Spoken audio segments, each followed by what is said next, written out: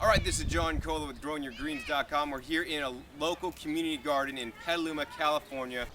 All right, so they're growing a lot of things here at this community garden. I've seen things like, fava beans and chard and kale and celery and some lettuce and some borage, arugula. They both have the, regular arugula and more of the wild arugula, red Russian kale, dino kale, and, onions and leeks. Things like that. So, pretty much there's not anything different that they're growing here that I'm not already growing. Oh, parsley, cilantro, and, just various herbs. So that's definitely good for me to know. And it's probably good, if you have a local community garden and you don't have the space to garden, grow at your community garden. Or even if you do have a garden at your home, you can check out the community garden and see what other people are doing and what they're planting. And if you don't know exactly what to plant, so hopefully they're more in tune. If they've been doing it a while, you can kind of see what they're doing and just follow their lead. All right, here's a real traditional construction of a raised bed garden. They're basically using a 2x8, and they're using basically two 2x8s stacked up on each other, fairly long, and they basically have a galvanized clip or a Simpson strong tie on the end that's just nailed together literally, and that's basically what's holding the bed together. And so they have this bed planted out in maybe, is it leeks, I believe, kind of like in rows. So let's go check out some of the other beds and see their construction too. All right, here's another example of a raised bed. So most times they put the 4x4 posts on the inside corners of the bed to support it along the inside, but this is just another way to do it. If you want to put the posts on the outside and then put your 2x6s, or in this case it's like a 2x12 on the inside, and I think this is regular just Douglas fir that's been painted.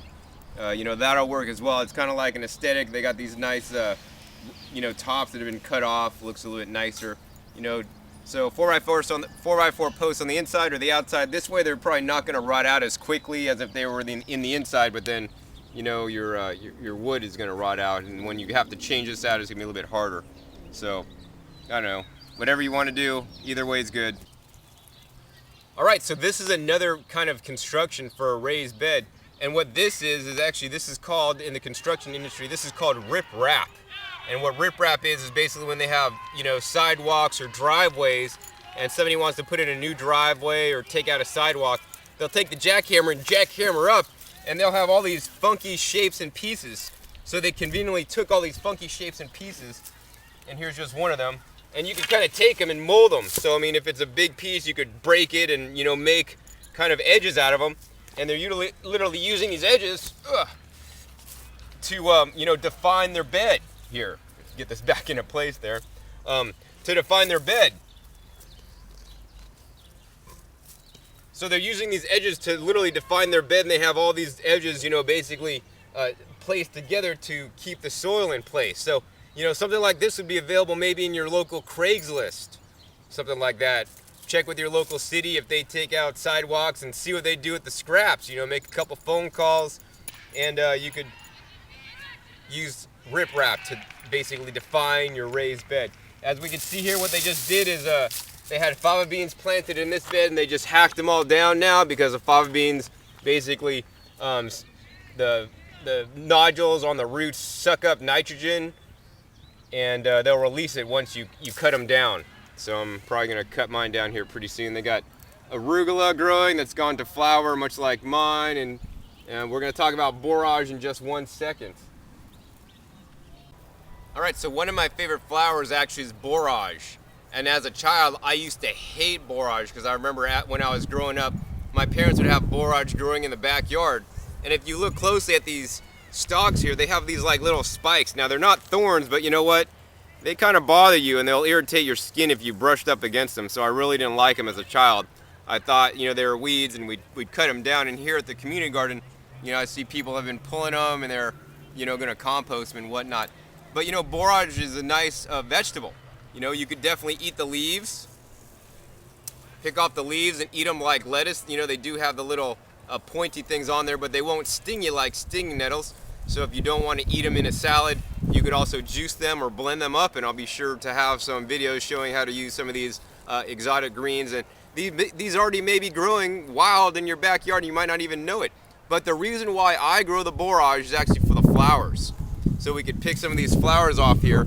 And I love to eat things that have a variety of colors. And what other food has this nice, brilliant, I don't know, almost sky blue, deep, rich color. I mean, these flowers are so incredible. And you'll see the bees really like this plant. They'll come around to this plant and they'll actually suck the pollen out. The bees will get the pollen out of this plant. And why get the pollen secondhand when you can get the pollen from the flowers? If you get the pollen, the flower with some of the white pollen on it, man, it's just so incredible to taste and so good. These are lovely to dress on the top of a salad, make the salad look pretty with flowers. They're completely edible. I've eaten hundreds. All right, so this is an example of a raised bed garden. And I don't know where they got these, or I don't even know really what they are, but these are some kind of blocks. And they're literally just circular blocks. They literally stacked up one next to each other to define their bed. And these are probably some kind of scrap material left over from something, because they probably didn't buy them. I mean, I don't know.